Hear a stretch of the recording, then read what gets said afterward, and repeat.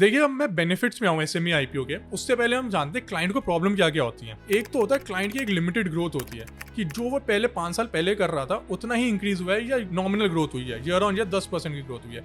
इसका सबसे बड़ा रीजन होता है लिमिटेड कैपिटल, कि उसका कैपिटल पे इतना एक्सेस नहीं होता। फिर आता है स्मॉल ब्रांड, वो अपना ब्रांड उस हिसाब से क्रिएट नहीं कर पाता जिस हिसाब से वो क्रिएट कर सकता है। और आप देखेंगे छोटी कंपनीज के अंदर इंटरनल कंट्रोल्स भी वीक होते हैं, तो उस ऑर्गेनाइजेशन की मैनेजमेंट भी सही नहीं होती है। और फिर सबसे मेजर एक प्रॉब्लम आती है क्लाइंट को डेट की, कि वो लोन ले लेता है बैंक से और उसको सालाना 10 से 12% का ब्याज देना पड़ता है, चाहे उस कंपनी की ग्रोथ हो रही हो या नहीं हो रही हो। इसको एक एग्जांपल की तरह समझते हैं। आपने बैंक से लोन लिया 12% के हिसाब से और आपकी उस टाइम पे ग्रोथ हो रही थी ईयर ऑन ईयर 50%। आप 3 साल तक ग्रो करते रहे, कभी 50%, कभी 40%, कभी 30%। तो एक टाइम आया कि एक स्टैग्नेंट हो गया कि भाई 8 से 10% की ग्रोथ हो रही है, बट आपका जो ब्याज है वो तो 12% के हिसाब से जा रहा है। वो एक टाइम के बाद जो लोन लिया होता है उसका जो ब्याज है वो आपको बर्डन लगने लगता है। तो अब देखते हैं कि इन प्रॉब्लम्स को एसएमई आईपीओ कैसे रिजॉल्व करता है और इसके एडिशनल बेनिफिट क्या है। सबसे पहले तो ये है कि आपको एक्सेस मिल जाता है कैपिटल का।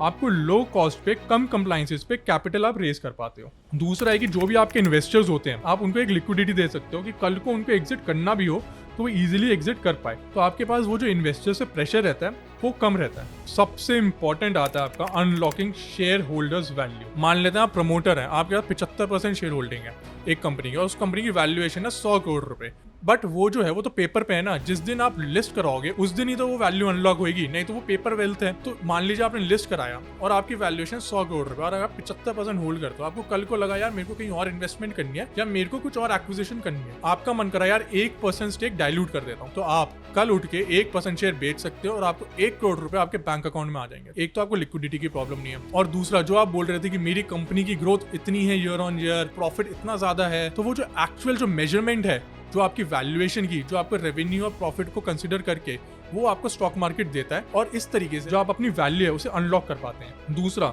एक विजिबिलिटी और क्रेडिबिलिटी देता है। जो लिस्टेड कंपनीज हैं उनको न्यूज़ और मीडिया भी कवर करता है, तो इससे क्रेडिबिलिटी भी मिलती है और एक विजिबिलिटी भी मिलती है। और जब आप बोलते हैं कि आपकी कंपनी स्टॉक एक्सचेंज पे लिस्टेड है, वो अपने आप ही एक ट्रस्ट फैक्टर क्रिएट कर देता है आपके कस्टमर्स में और एक ब्रांडिंग क्रिएट करता है। और इस बात को तो कोई भी डिनाई नहीं कर सकता कि जो पब्लिक लिमिटेड कंपनी होती है उसकी गवर्नेंस फार बेटर होती है, चाहे प्रोप्राइटर हो, पार्टनरशिप हो या प्राइवेट लिमिटेड कंपनी। और सबसे इंपॉर्टेंट चीज, आप अपने टैलेंट को रिटेन कर पाते हैं।